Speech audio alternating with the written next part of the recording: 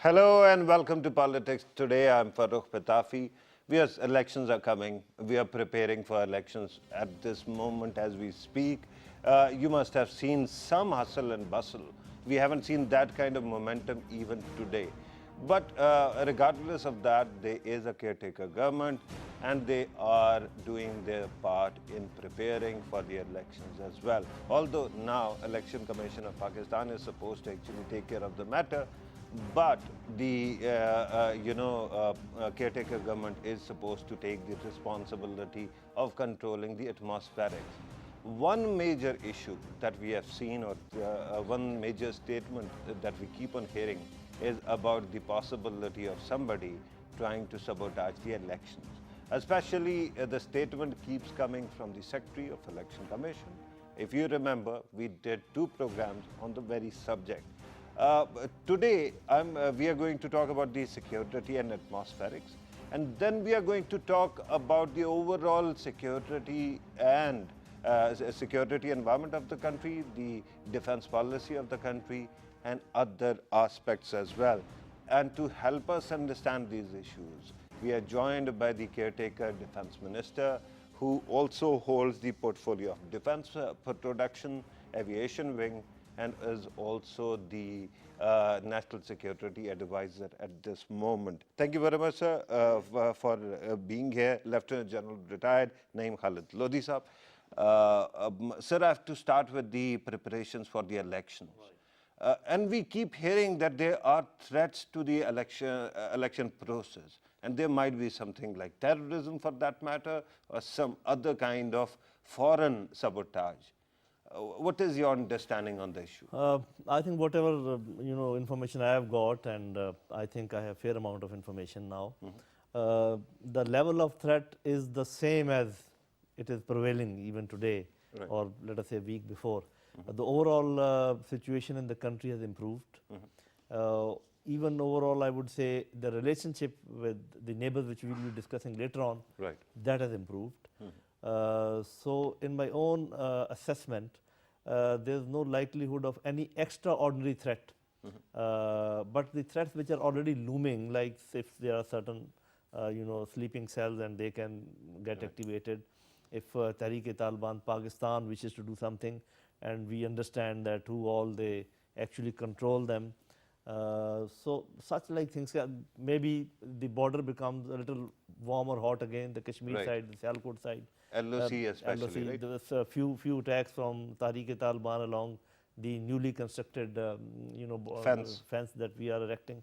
So these things may happen, but I think even if all these things happen at a time, still it should not hamper the process as such.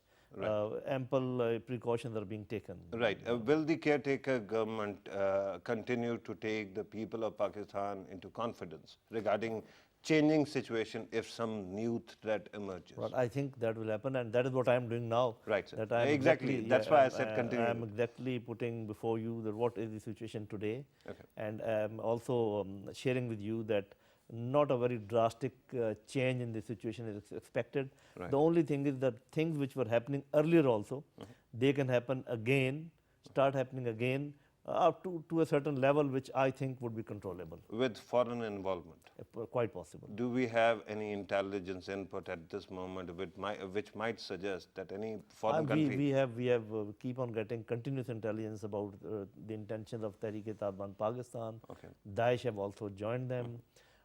We are trying to create an understanding with the Indians that this is no time to create any trouble. Let us see what response actually comes from their side. You think they are creating trouble? Naturally, you must have seen that they were, creating a lot of border skirmishes for a very long Right. time. LOC It is was just very recently that it has calmed down a bit, and it is because of certain, of course, efforts from our side, trying to make them understand this is no way of, dealing with the things. But they have a problem in Kashmir, and you know that and even the Indians, they are now saying that Kashmir is boiling to a point where it is getting out of their control. So as a distractive actions, they might do something. Right. But I still don't think it would be big enough to create any problem for our election process. Right. There's another context to the election that is going to take place on 25th. Right. That is the civil-military relationship. And given that PMLN's Supremo, its former Prime Minister, is in the dock, he is being held accountable, there is a lot of speculation about the establishment of Pakistan actually leaning toward this candidate or that. Can you clarify this position? Right. What exactly is First, the state? let me, if you just allow a minute, Right. that what election commission has asked the armed forces to do during elections, and what have we planned Right. for that. First of all, we all understand it is the prerogative of election commission to ask any institution to help them for fair and free elections. And there are problems also as far as security is concerned. So they've asked us 4 things. They said that create environment that are secure. They have asked us to put 2 people outside and 1 or 2 people inside each polling station. Right. Specifically, they have asked this.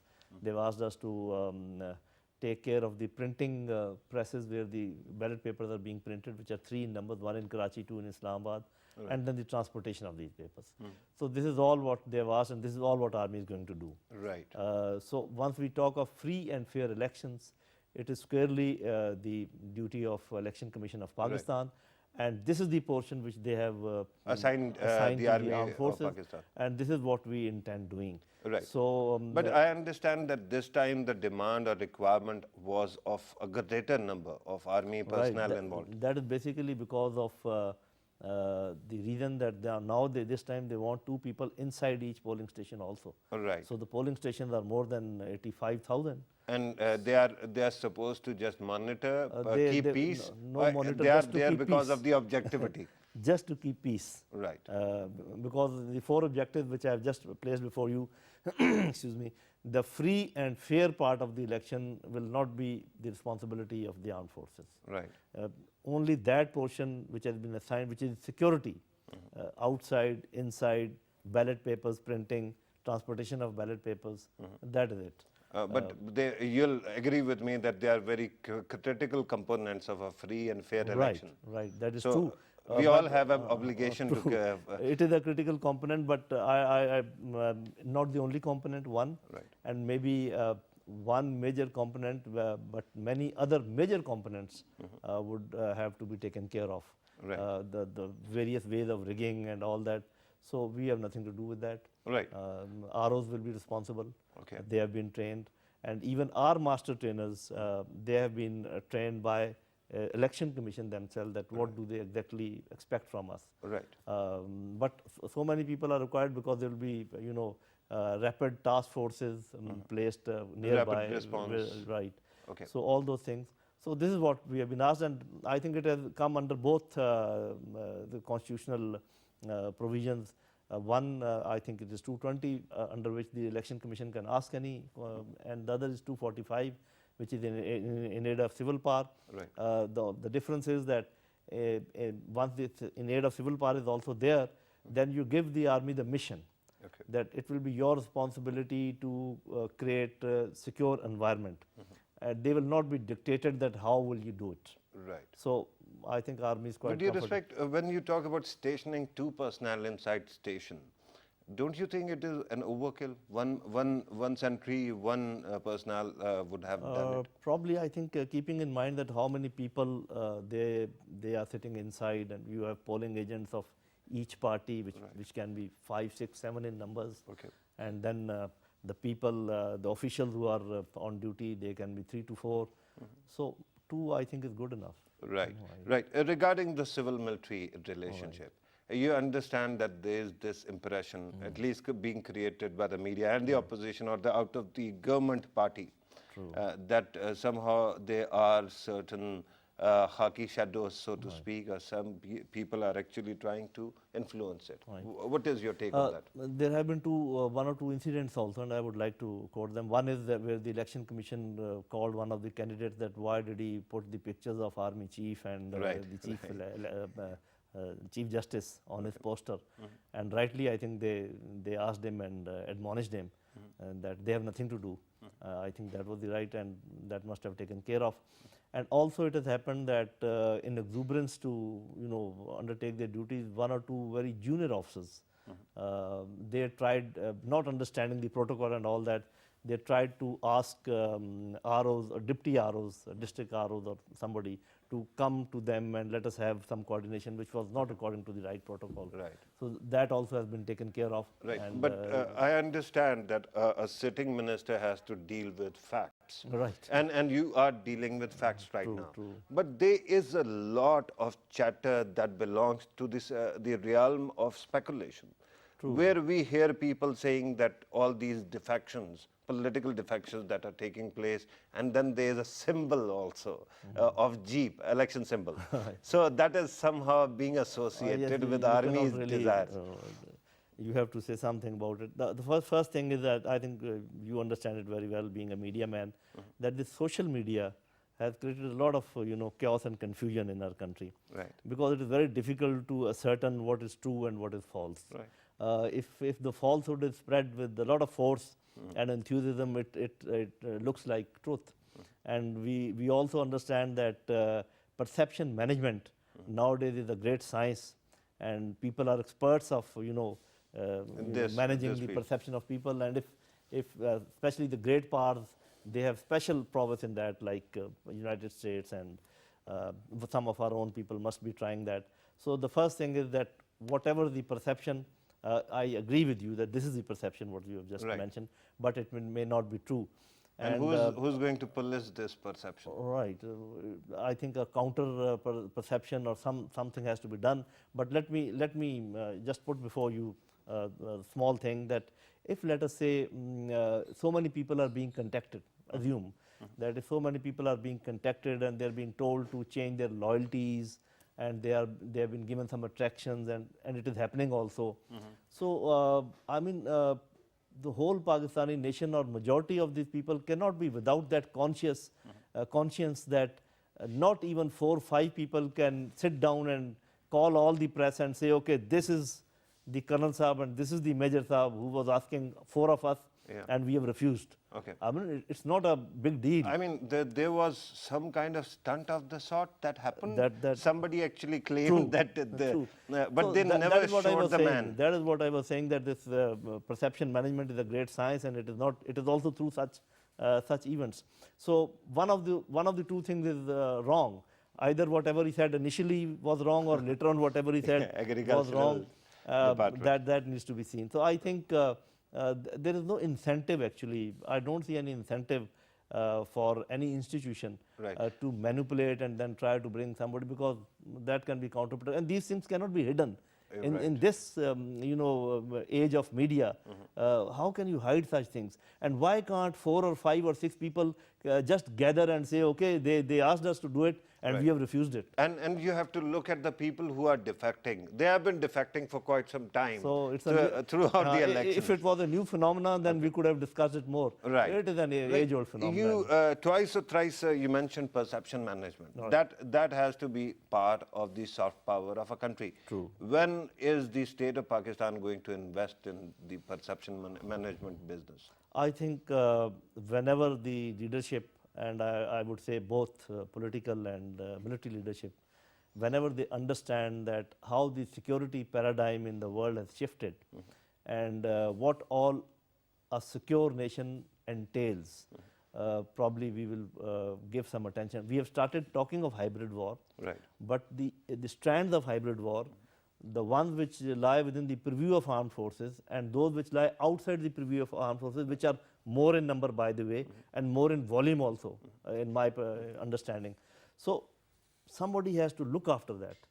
And that is only possible if armed forces voluntarily say that these, we understand what is the new paradigm of security, and we can only look after a part of the security.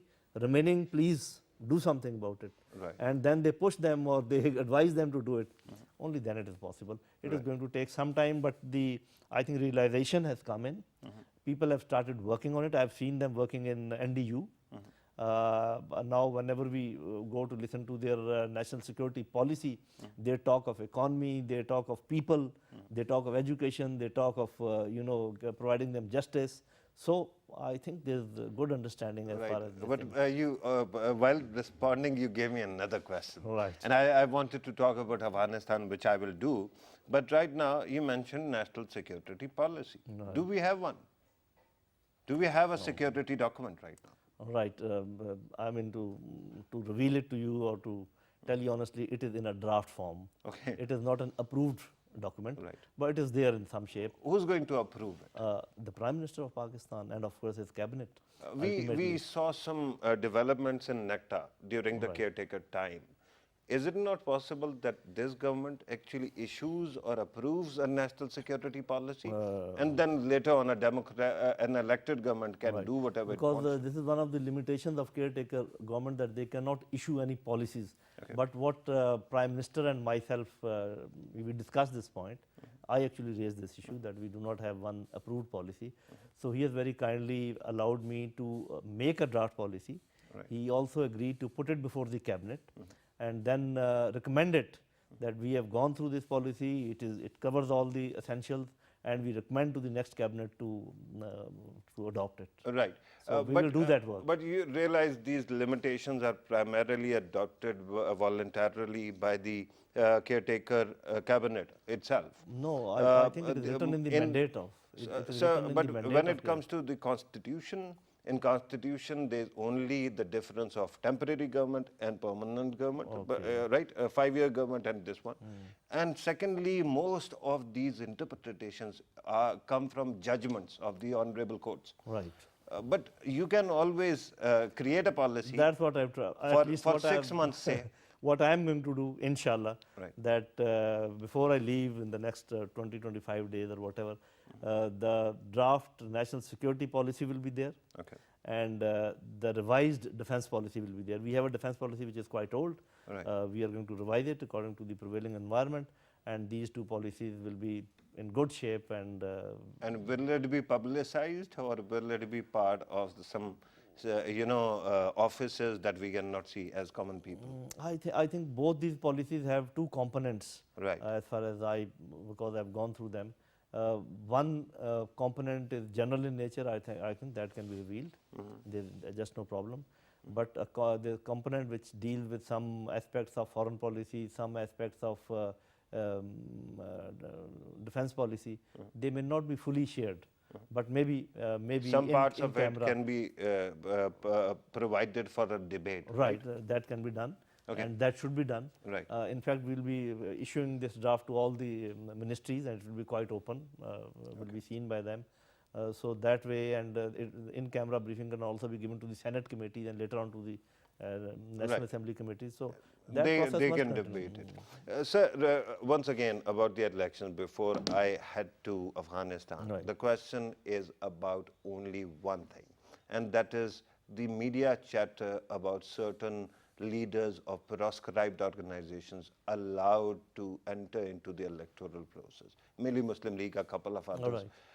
And there are questions being asked that while politicians have to go through this fire test, where they have to prove their innocence before participating in elections, how come these people are allowed by the system?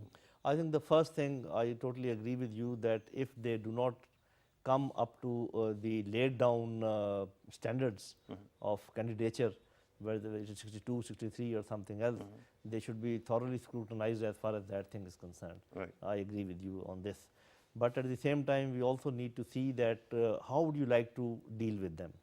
One is they are quite militant in their approach, and muscles do count, you do understand. Right. And unfortunately, the more intellectual we are, the more docile we tend to be. And they are quite in numbers also. And if you really want to gauge the numbers, I would just suggest to you to just run all the videos once this dharna, this Pindi Islamabad dharna was taking place, and how many people were supporting that dharna all along. You're talking about the Faizabad Dharna, Faizabad Dharna. the sit-in there. Right. And before that, that person who killed the governor, murdered the governor, once he was being buried, the number of people who came at his grave, that needs to be, that is a good gauge there. I understand this threat Right. perception, Right. but with due respect, when since you talked about the muscles, you talked about the convictions and everything, I like to believe that my state has more muscles, Right, that is true. more convictions. That is true, and there's no doubt about it. If we can deal with Tehreek-e-Taliban Pakistan and so many Tehreeks at a time, those who were fighting with us. So some of these, people, they are not fighting with us. Okay. Although whatever they are doing, their activities are counterproductive in the interest of the country. So one way is they are not fighting us, but they are not doing the right thing. One way is to fight, we pick up the fight and start dealing with them in kinetic way. The other is bring them in the political arena and let them die their natural death, which I feel is going to happen. Right. Even if they take 5%, 7% vote, don't get upset. Even if they take 10% votes, don't get upset. They are not likely to come to power, and it is good that if they start these activities, political activities, this is my perception, and very soon you will find them dying in the political arena, and that is the best way a democratic process should go. I really respect what you're saying, sir, and I really hope that it is true. But with due respect, it reminds me of two recent political upsets. In America, people used to tell us that Donald Trump is not going to be elected. Then, before that, Narendra Modi can not be elected. But we saw both being elected. So, are we underestimated the powers of our forces of chaos? I think in our case, I mean, if it is not only my judgment, I'm not, basing it on my own assessment.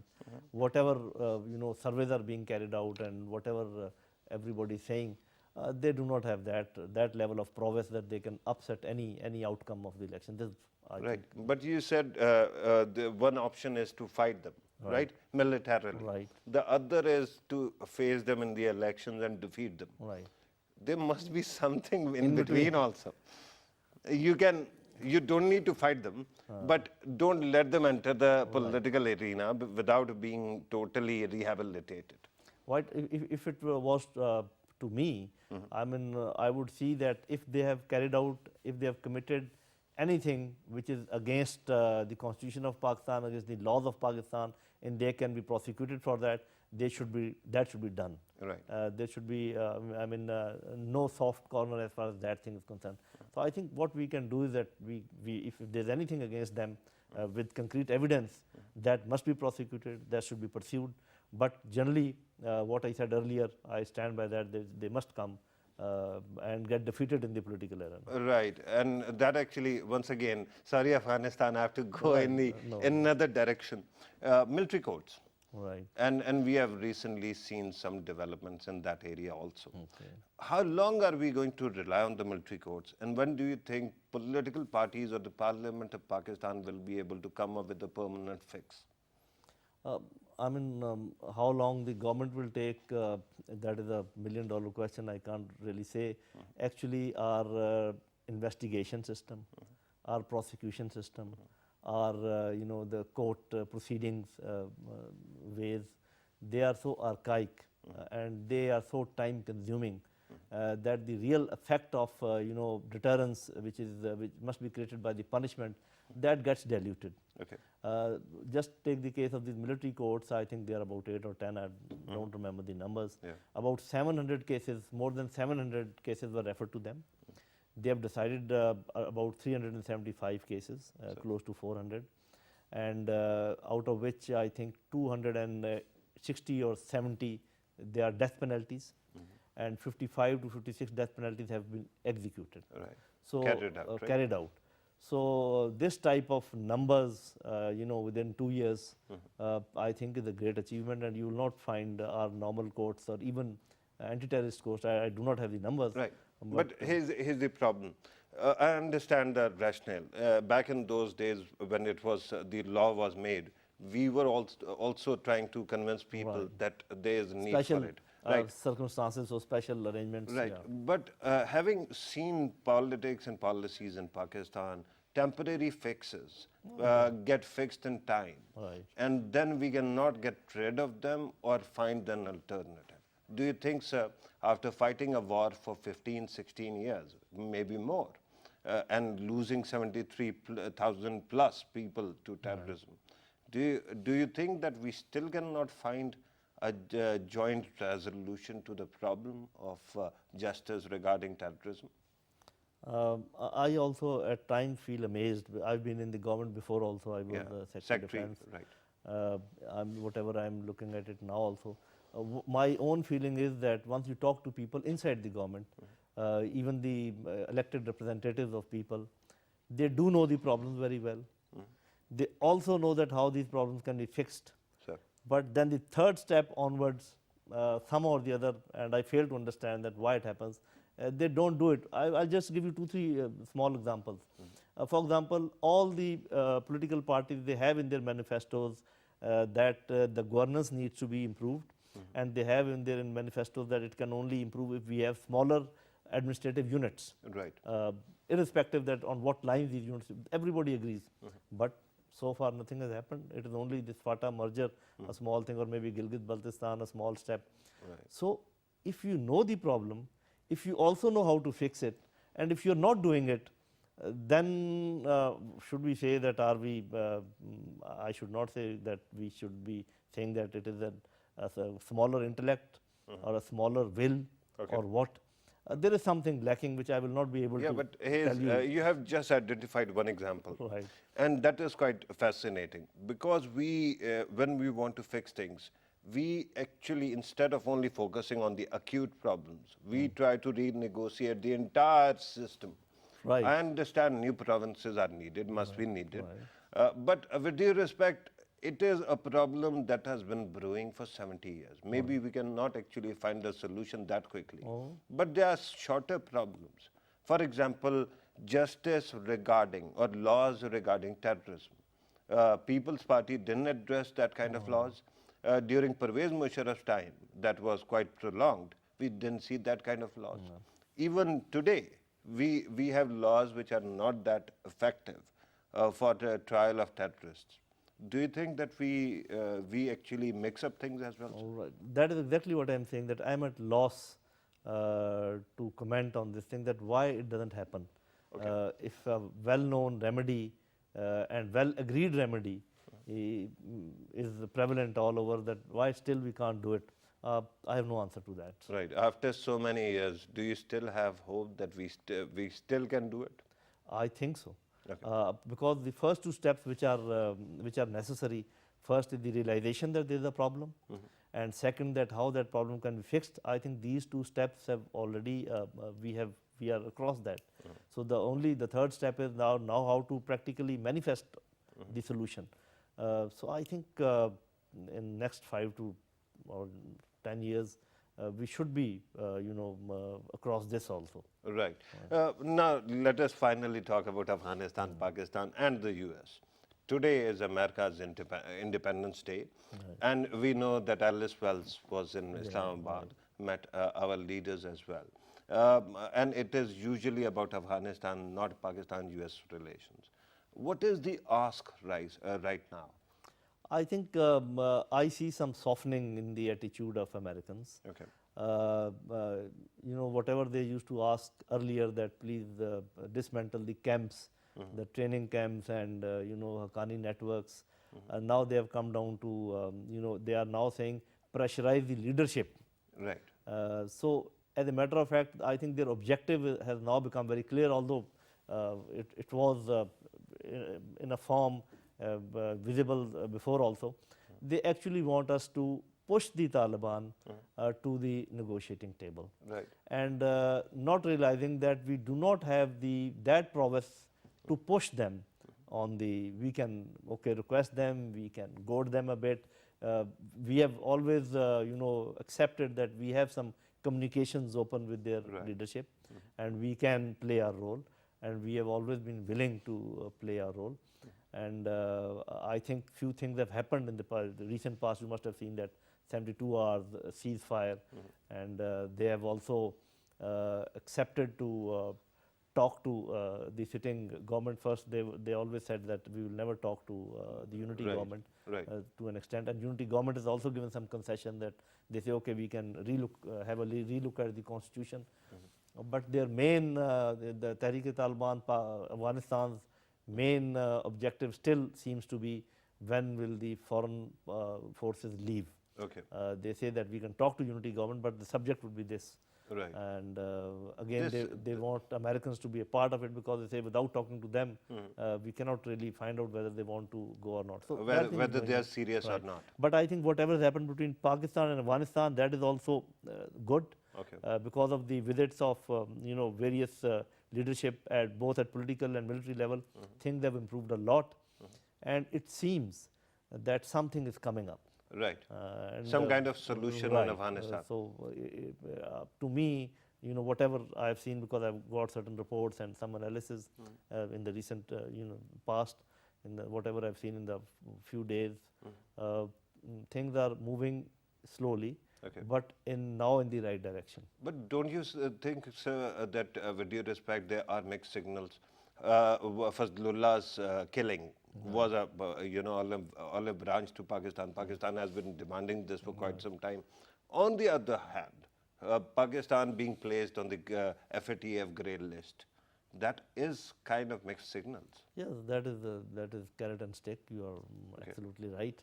And in our case, do we get more sticks or more carrots? I think carrots are missing for a very long time. It has something to do with the internal working of the American system itself.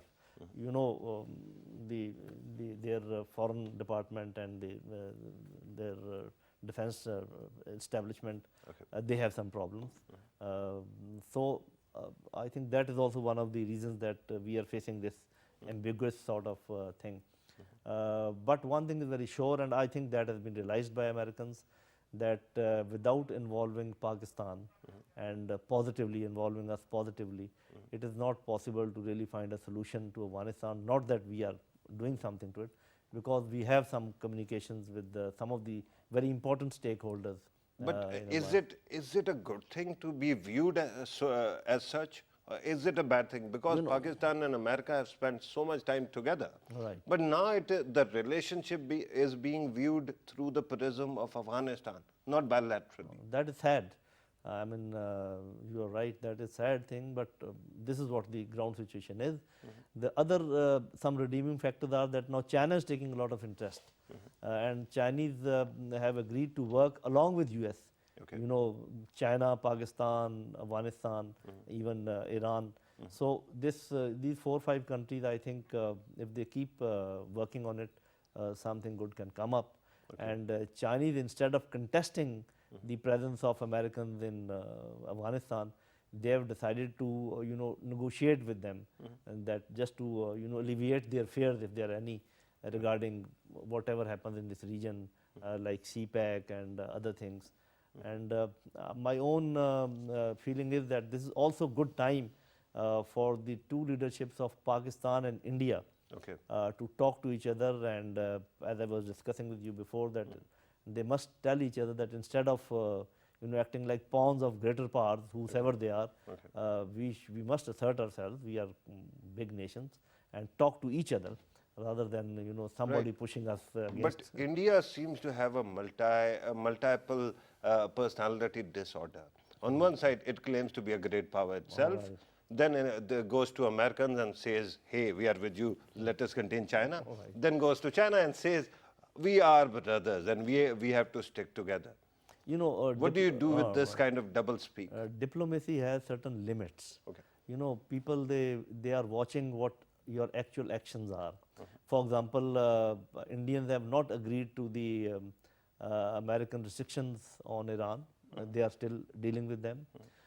They have purchased S-400 anti-missile system from Russia. Right. So the initial fear, which was at least in the heart of certain Pakistanis, that they are going to totally go in the lap of Americans and then take care of us. I think that is not happening. Right, but you said that diplomacy has its limits.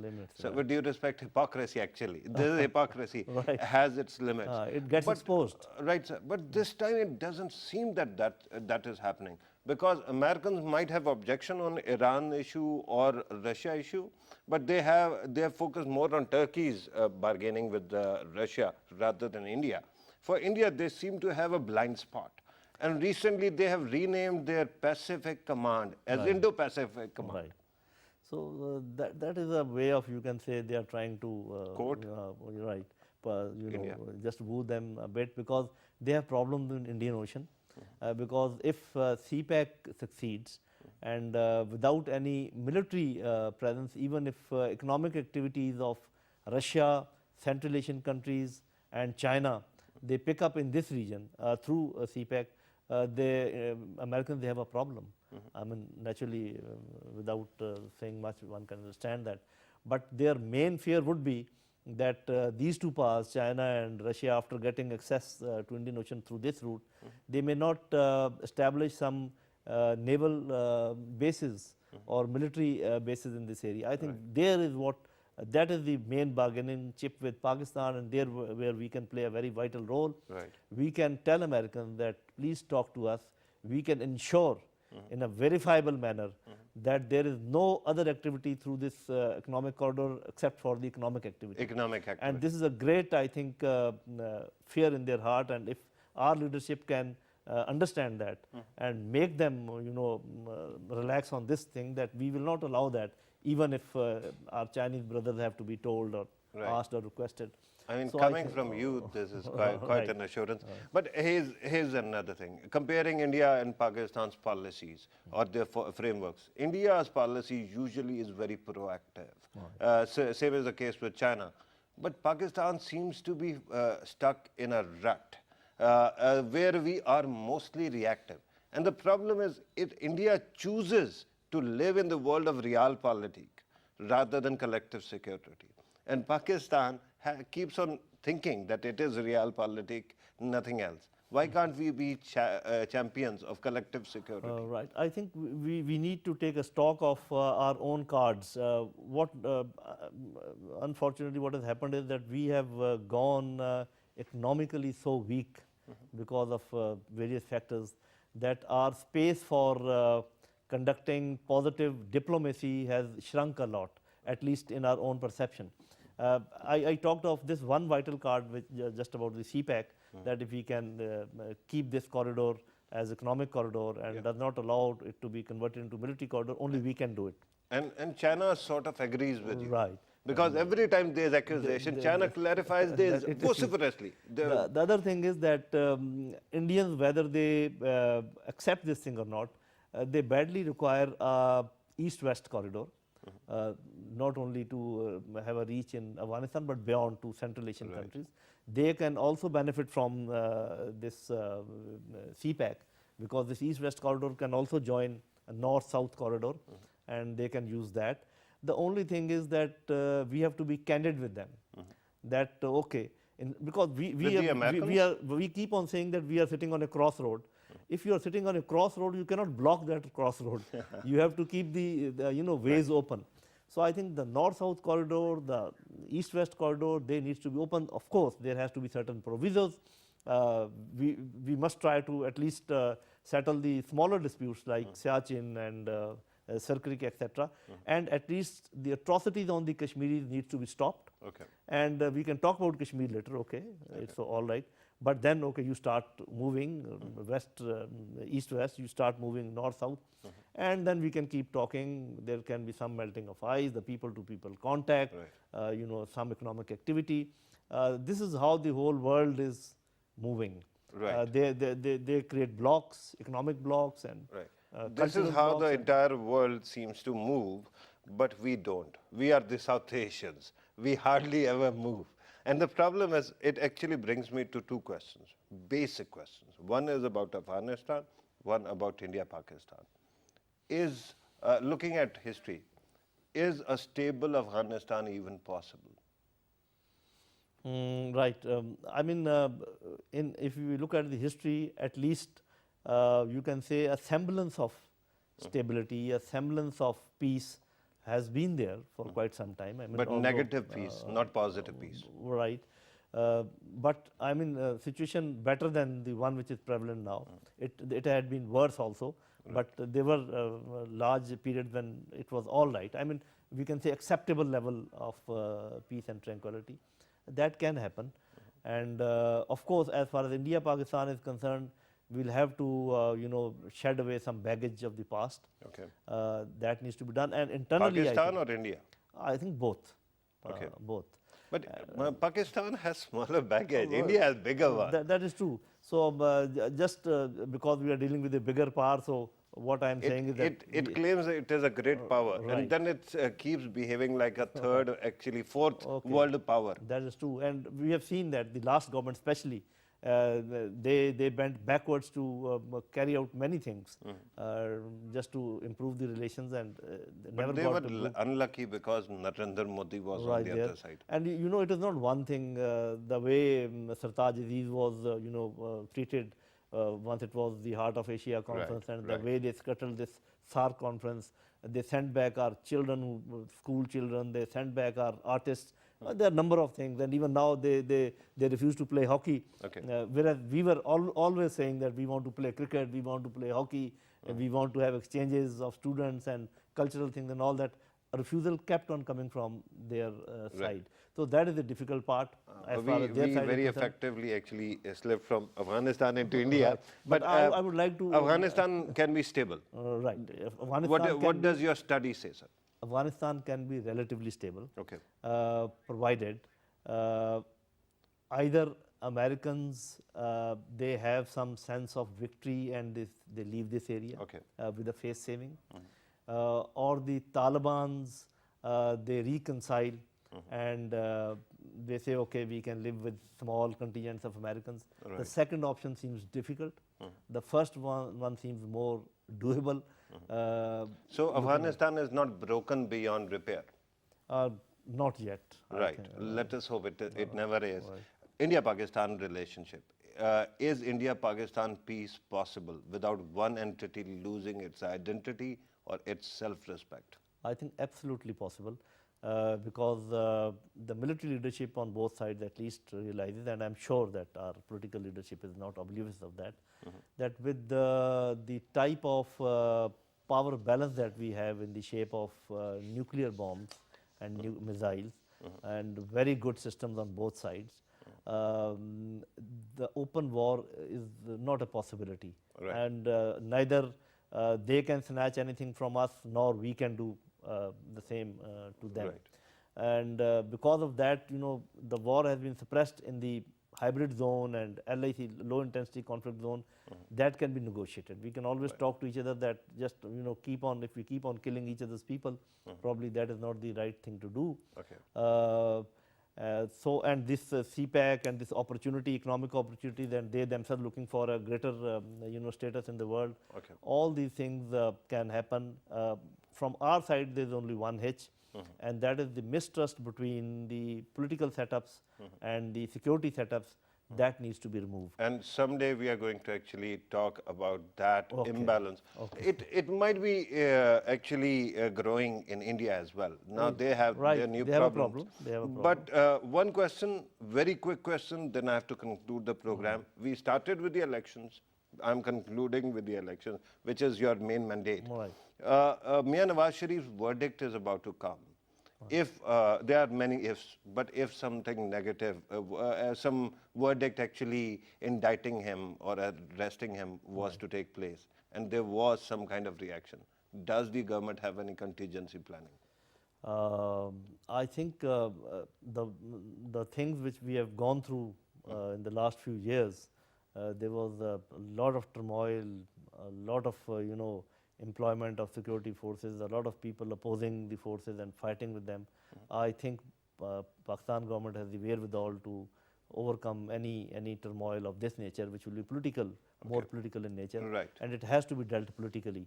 I must put that also. Thank you very much, General Saab. I have to conclude the program here. Lieutenant General retired Naeem Khalid Lodhi Saab, thank you very much, sir, for your time. Viewers, you have listened to the Honorable Caretaker Minister. We will keep bringing commentary and interviews regarding the elections. This was today's program. Thank you very much for watching us. Take care.